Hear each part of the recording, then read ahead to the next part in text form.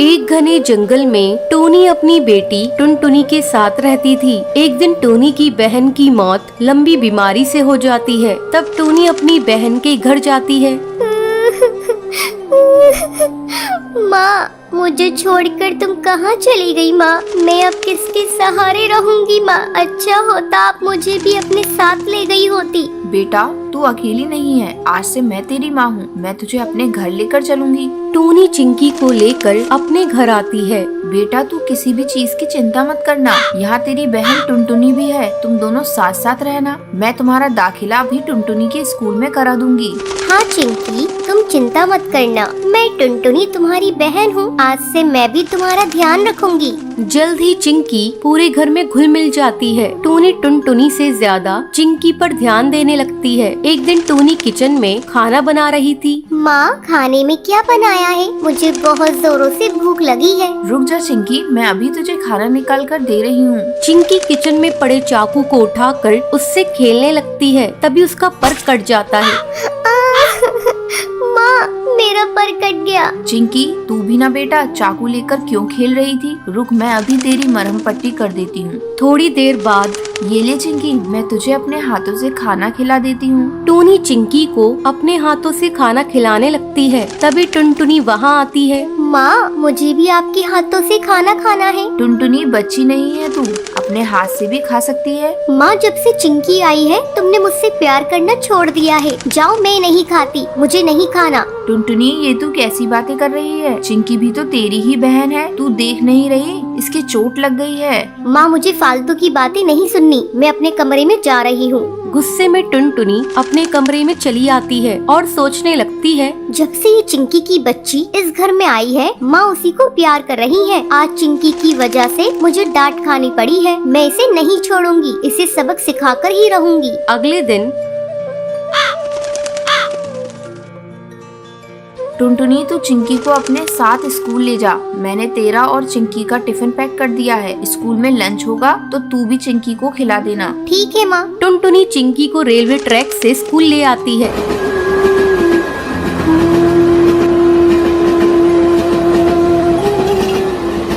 दीदी, तुम मुझे कहाँ से स्कूल ले जा रही हो? मुझे डर लग रहा है। चिंकी तो बेकार में डर रही है। मैं तो रोज इसी रास्ते से स्कूल जाती हूँ। तू मेरे पीछे पीछे आ। अचानक टुनटुनी का पैर पटरी में फंस जाता है। दीदी, क्या हुआ? चिंकी, मेरा पैर पटरी में फंस गया है और निकल नहीं रहा है। तभी ट्रेन की आवाज आती है। दीदी, लग रहा है ट्रेन आ रही है, जल्दी करो। चिंकी, मेरा पैर नहीं निकल रहा है। ऐसा लगता है जैसे मैं अब नहीं बचूंगी। मैं तुमसे बदला लेना चाहती थी, लेकिन देखो ना, मैं ही इसमें फंस गई। किसी तरह चिंकी टुनटुनी का पैर पटरी से निकालती है। चिंकी, मेरी बहन, अगर आज तू नहीं होती तो मैं इस दुनिया में नहीं रहती। उस दिन के बाद से टुनटुनी को एहसास हो जाता है और वो अपनी बहन चिंकी चिड़िया के साथ खुशी खुशी रहने लगती है।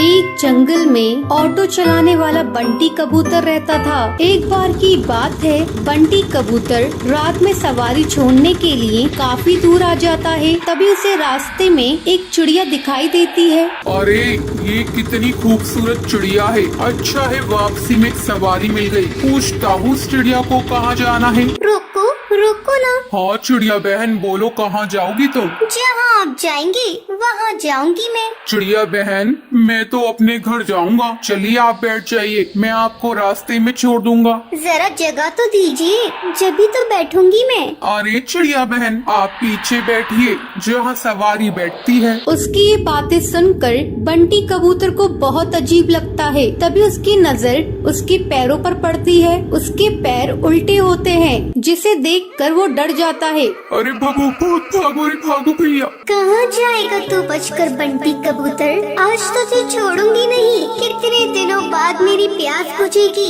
इस रास्ते पर कोई आता भी नहीं था, अब तू आया है मेरा शिकार।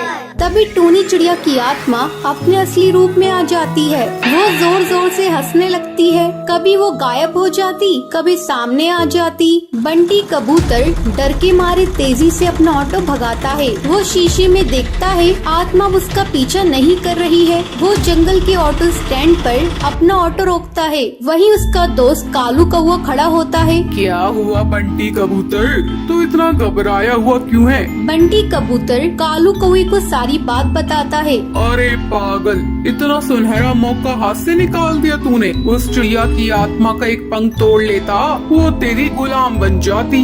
अरे भाई माफ कर मुझे, मेरी जान बच गई, आज वो ही काफी है मेरे लिए। ये कहकर बंटी कबूतर वहाँ से चला जाता है। कालू कौवा अपने मन में सोचता है, ये तो डरपोक पागल है, इतना सुनहरा मौका गवा दिया। ये पूरे जंगल पे राज करता। चलो कोई नहीं, कल रात में उस जगह जाऊंगा और उस भूतिया चिड़िया का पंख तोड़कर ले आऊंगा। अगले दिन कालू कौवा अपना ऑटो लेकर उसी जंगल के रास्ते पर जाता है। वहाँ पर एक चिड़िया खड़ी होती है। रोको रोको ना, ऑटो रोको, मुझे जाना है। अरे भाई, लगता है ये वही चिड़िया की आत्मा है, इसका पंख तोड़ लूंगा। ये कहकर कालू कौवा अपना ऑटो उसके सामने रोकता है और उसके पंख तोड़ने लगता है।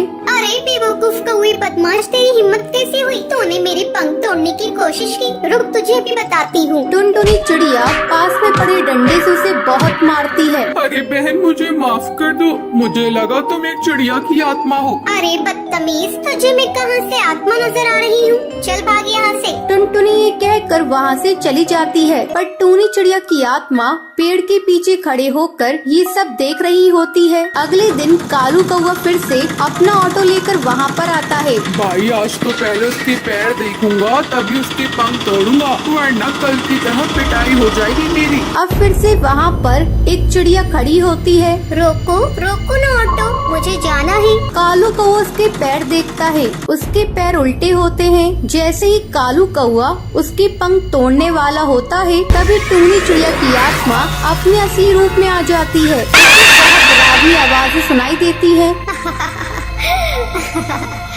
कालू कौवे, आ मेरे पंख तोड़ेगा? ये ले तोड़ के दिखा। टूनी चिड़िया की आत्मा कभी उसके सामने आ जाती, कभी उसके पीछे। वो उसे बहुत मारती है। मुझे माफ कर दो चिड़िया की आत्मा, मैं आगे से कभी भी ऐसा नहीं करूँगा। मुझे जाने दो, मत मारो। क्यों छोड़ दूं तुझे? तू जैसे मन चले बदमाश पक्षियों को मारना ही तो मेरा लक्ष्य है। तुम जैसे लालची पक्षियों को जीने का कोई हक नहीं।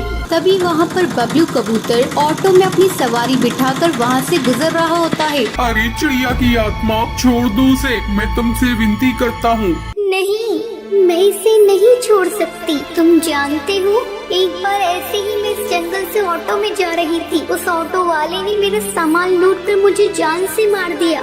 जब से जो भी मुझे लालची पक्षी दिखाई देता है, मैं उसे जान से मार देती हूँ।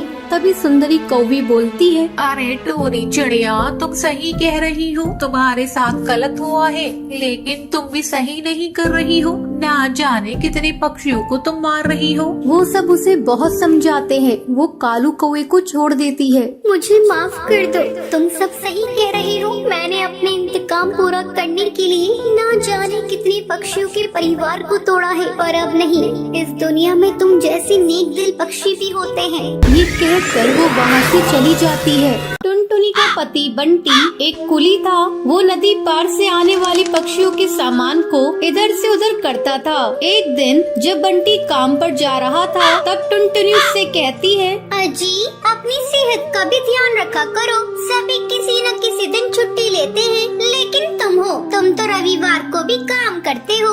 अरे पगली, अगर काम नहीं करूँगा तो घर कैसे चलेगा? तू तो माँ बनने वाली है, बच्चों का खर्चा बढ़ेगा। अगर काम नहीं करूँगा तो अपने बच्चों को अच्छी जिंदगी कैसे दूंगा?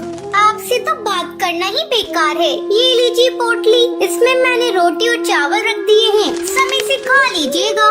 नहीं टुनटुनी, आज मेरी तबीयत कुछ सही नहीं लग रही है, कुछ भी खाने का मन नहीं कर रहा है। काम से आऊँगा तो खा लूँगा। बंटी बिना खाना लिए काम पर चला जाता है। टुनटुनी को क्या पता था कि बंटी से उसकी ये मुलाकात आखिरी थी। उधर बंटी बेहोश होकर बहती नदी में गिर जाता है और वहीं डूबकर मर जाता है। टुनटुनी भागी भागी अस्पताल जाती है।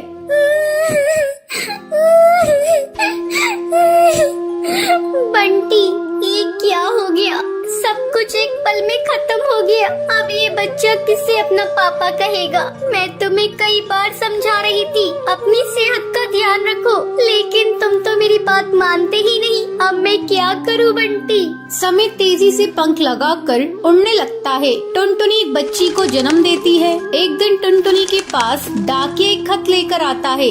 अरे ये खत तो कड़कनाथ सेठ की कंपनी की तरफ से आया है और मुझे बंटी की जगह कुली की नौकरी दी गई है। मुझे अपनी बच्ची के लिए नौकरी करनी ही होगी, तभी मैं उसे एक अच्छे स्कूल में पढ़ा पाऊंगी और उसे बेहतर भविष्य दे सकूंगी। अगले दिन से ही टुनटुनी कुली बनकर पक्षियों का बोझ उठाती थी। जब भी नदी के उस पार से कोई पक्षी आता था, टुनटुनी तेजी से उन पक्षियों के पास पहुंच जाती थी। बहन जी, क्या मैं आपका बोझ उठा लूं? अरे तुम तो एक चिड़िया हो, क्या तुम इतने बोझ को उठा सकती हो? हाँ हाँ बहन जी, मैं सारे बोझ को उठा लूंगी। बहन जी, मैंने अपनी जिंदगी में इतना बोझ उठा लिए है, ये बोझ तो उसके आगे कुछ नहीं है। क्यों, क्या हुआ? और तुम ये तुम्हारी बेटी को साथ में लेकर क्यों घूम रही हो? तुम्हारे पति कहाँ हैं? वो नहीं कमाते हैं क्या? क्या करिएगा बहन जी, मेरी दुख भरी कहानी सुनकर रोज इस नदी किनारे पे कई पक्षी आते हैं और मेरी दुख भरी कहानी सुनते हैं, लेकिन कोई मेरी मदद नहीं करता।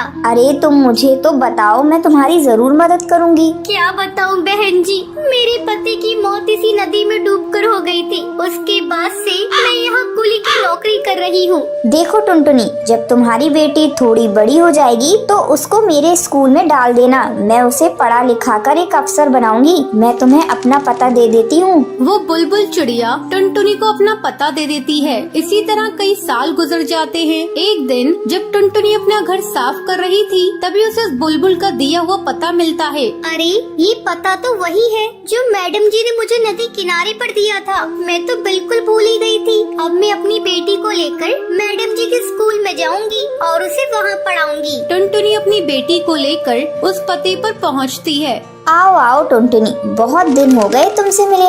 मैडम जी, ये देखिए, मैं अपनी बेटी को अपने साथ लेकर आई हूँ। मैं चाहती हुई पढ़ लिख कर एक अफसर बन जाए, इससे मेरी तरह जीवन में संघर्ष न करना पड़े। हाँ हाँ टुनटुनी, तुम निश्चिंत रहो, मैं तुम्हारी बेटी को अच्छी तालीम दूंगी। तुम्हें एक दिन इस पर गर्व होगा। टुनटुनी अपनी बेटी का एडमिशन उस मैडम जी के स्कूल में कराकर निश्चिंत हो जाती है। उसे इस बात की खुशी थी, उसकी बेटी को उसकी तरह जीवन में संघर्ष नहीं करना पड़ेगा। तो ये थी आज की कहानी। क्या आपको पता है कालू कौवा बंटी कबूतर से चिड़िया की आत्मा का क्या तोड़ने के लिए कहता है? अगर आपको पता है तो आप हमें कमेंट करके जरूर बताएं। अगर आपको ये वीडियो पसंद आई हो तो इसे लाइक और ऐसी कहानियाँ देखने के लिए मेरे चैनल को सब्सक्राइब करना ना